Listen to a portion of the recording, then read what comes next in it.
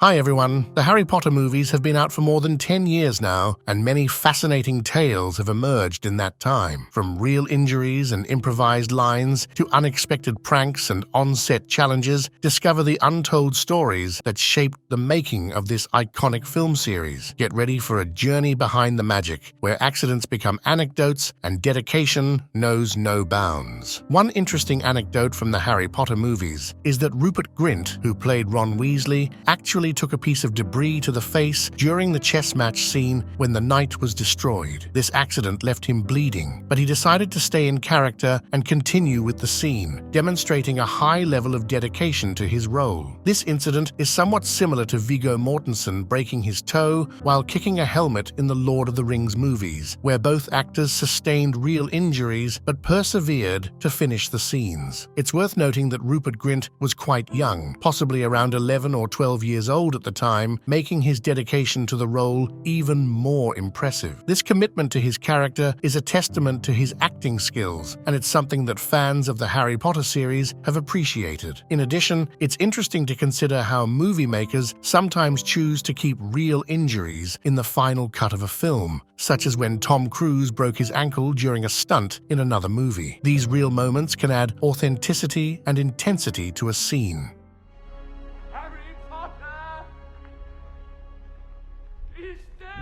During the scene, Voldemort unexpectedly hugs Malfoy, which was not scripted. Tom Felton, who played Malfoy, was reportedly scared, adding to the awkwardness of the moment. Ralph Fiennes, who portrayed Voldemort, managed to convey Voldemort's lack of understanding of love even in his improvised body language. Fans found this scene interesting, as it provided insight into Voldemort's personality and his impact on people. Despite its awkwardness, some fans enjoyed this moment, appreciating it as a unique portrayal of Voldemort's character. But Hagrid, we're not allowed to do magic away from Hogwarts. The studio attempted to have Daniel Radcliffe, who played Harry Potter, wear green contact lenses to emulate the iconic green eyes of the character. However, this attempt hit a snag as Radcliffe was allergic to the lenses, ultimately leading to the decision to keep his natural eye color for the films. Interestingly, the only time viewers can catch a glimpse of the character's eye colors on screen is in the ending train scene of Sorcerer's Stone. What makes this particularly intriguing is that this scene was actually the first to be filmed in the series, setting the stage for the magical adventure that followed.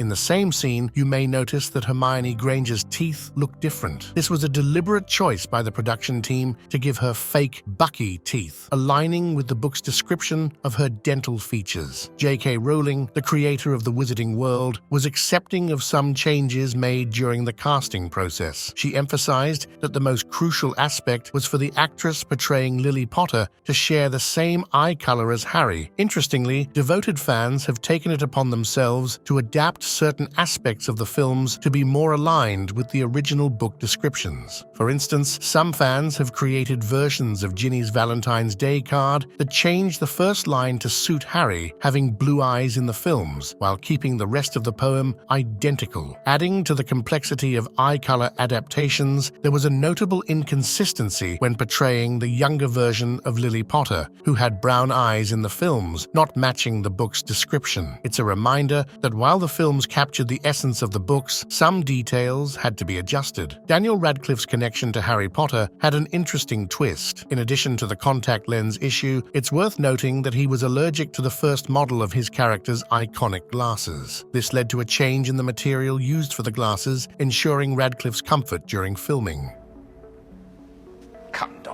There's an interesting anecdote about Jason Isaacs, who played Lucius Malfoy. During a scene, Isaacs improvised the line, "Let us hope that Mr. Potter will always be around to save the day," and he was surprised when Daniel Radcliffe immediately improvised the response, "Don't worry, I will be." This added a unique dynamic to the scene and showcased the creativity of the actors in the Harry Potter films. Later on the corridor, Lucius Malfoy tried to use the Avada Kedavra curse on Harry in the hallway outside Dumbledore's office. It is because Jason Isaacs just improvised the the only magic spell he remembered at that time. Some believe that he may have been trying to target Dobby, the house elf, and that Dobby misinterpreted the situation. This theory makes the scene appear less absurd, considering the different legal protections in the wizarding world for non-human creatures like house elves. However, the precise reasons for Lucius Malfoy's actions remain a topic of debate among fans. There are discussions regarding the legality of using unforgivable curses on non-human species in the wizarding world. Some believe it's only illegal to use these curses on other humans, while others argue that the unforgivable curses are prohibited regardless of the target. Barty Crouch Jr. in the books suggests it's illegal to use them on another person, but the exact interpretation of the law isn't entirely clear.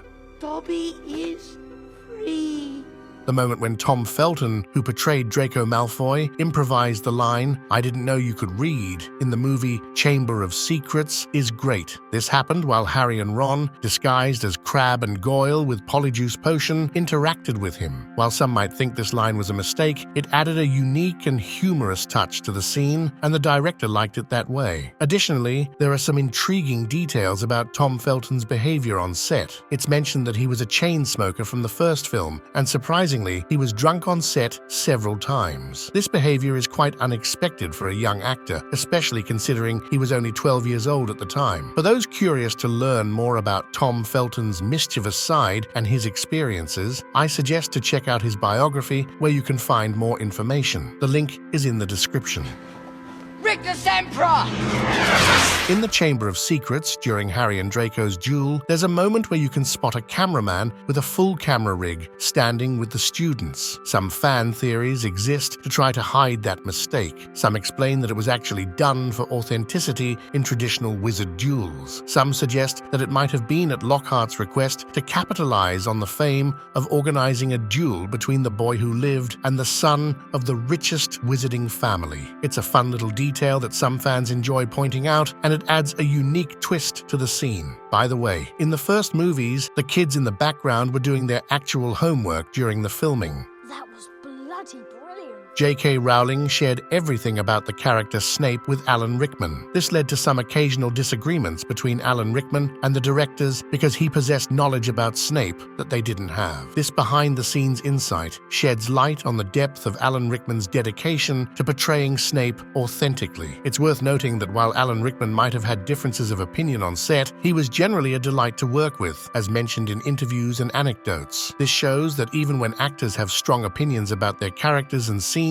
it doesn't necessarily make them difficult to work with. In fact, Alan Rickman's passion for his role contributed to the authenticity and depth of Snape's character in the Harry Potter movies. On a lighter note, there's a fun outtake from the movie Prisoner of Azkaban, where Alan Rickman pulled a prank on Daniel Radcliffe. He snuck a fart machine into Daniel's sleeping bag during a scene where all the students were sleeping in the Great Hall. The take started normally, but turned into a comical moment, with Daniel Radcliffe trying to find the source of the farts, while Alan Rickman and Michael Gambon couldn't help but laugh.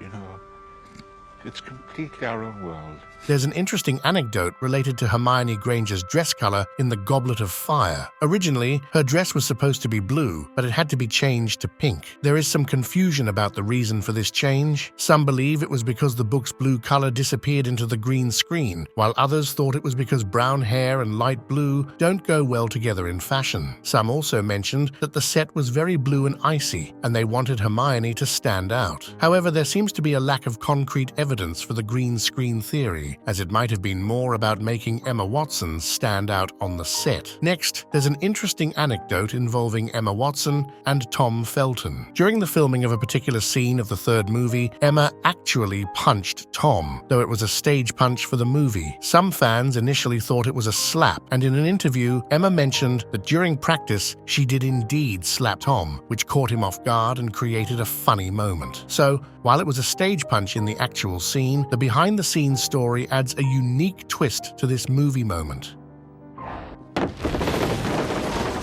There's a notable anecdote that Harry doesn't cast a spell in the first book movie. This is humorously referenced in a meme where Hermione praises Harry as a great wizard, and he responds by saying he hasn't cast a single spell during the entire movie. While there is a scene where Harry causes the glass to disappear from the snake enclosure, it's debatable whether this qualifies as a casted spell, as it's a unique and accidental magical event. Additionally, there's the moment when he says, "up," and his broom goes up during a Quidditch match, which might be seen as magical, but it's more about controlling a magical object than casting a spell. These nuances in magical use in the early part of the series raise interesting questions about the mechanics of magic in the Harry Potter universe, such as the distinction between casting spells and using magical objects, like wands and brooms, as well as how muggles might interact with magical artifacts.